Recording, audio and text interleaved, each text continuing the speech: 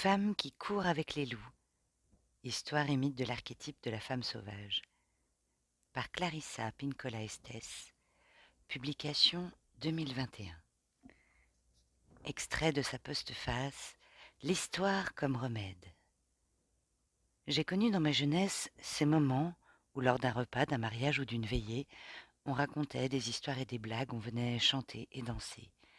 Pourtant, la grande majorité de ce que je porte en moi, que je raconte sous sa forme brute ou transforme par l'écriture en histoire plus littéraire, je l'ai reçu non pas assise autour d'une table, mais grâce à un travail ardu nécessitant beaucoup d'intensité et de concentration.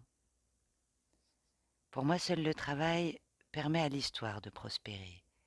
Travail d'ordre intellectuel, spirituel, familial, physique et intégral. Elle ne vient jamais avec facilité. On ne la ramasse pas comme une fleur, pas plus qu'on ne l'étudie durant ses heures de loisir. Son essence ne peut voir le jour, ni se conserver dans une atmosphère confortable et climatisée. Elle ne peut croître dans un esprit dont l'enthousiasme ne s'accompagne pas d'un engagement total, pas plus qu'elle ne peut vivre dans un environnement peuplé mais vide de sens. Une histoire, ça ne s'étudie pas. On l'apprend par assimilation, en restant dans sa proximité, avec ceux qui la connaissent, la vivent, l'enseignent, plus par le biais des tâches de la vie quotidienne que lors des moments nettement plus cérémonieux. L'histoire en tant que médecine qui guérit ne saurait exister dans le vide. Elle ne peut exister coupée de sa source spirituelle. On ne peut s'en servir comme d'un produit tout préparé. Si l'on veut être honnête avec l'histoire, il faut vivre dedans une authentique existence. Si l'on est élevé en elle, elle en sera visiblement illuminée.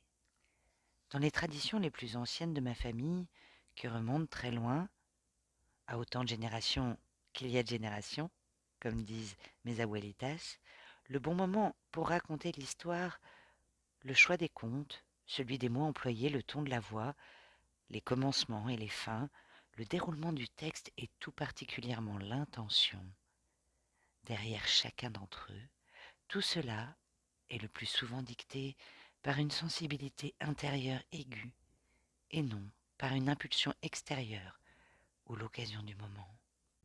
Certaines traditions spécifient à quel moment raconter une histoire. Chez mes amis de différentes tribus pueblo, on réserve les histoires de coyotes à l'hiver. Mes comadres et mes proches du sud du Mexique racontent uniquement au printemps les histoires du grand vent d'Est. Dans ma famille d'adoption, certains contes, issus d'Europe de l'Est, ne sont racontés qu'à l'automne, après les moissons. Dans ma famille de sang, on commence traditionnellement à raconter au début de l'hiver mes histoires del Día de los Muertos et on les poursuit jusqu'au retour du printemps. Dans les anciens rites de guérison intégraux apparentés au Curandérissima et chez les Mesomandocs, on règle le moindre détail à la lumière de la tradition. Quand raconter une histoire, laquelle et à qui, sous quelle forme et de quelle longueur, avec quels mots et dans quelles circonstances. Nous prenons soigneusement en compte le moment, le lieu, la bonne ou la mauvaise santé de la personne, notre mandat sur sa vie intérieure et sa vie extérieure et autres facteurs de grande importance afin de parvenir à la médecine nécessaire.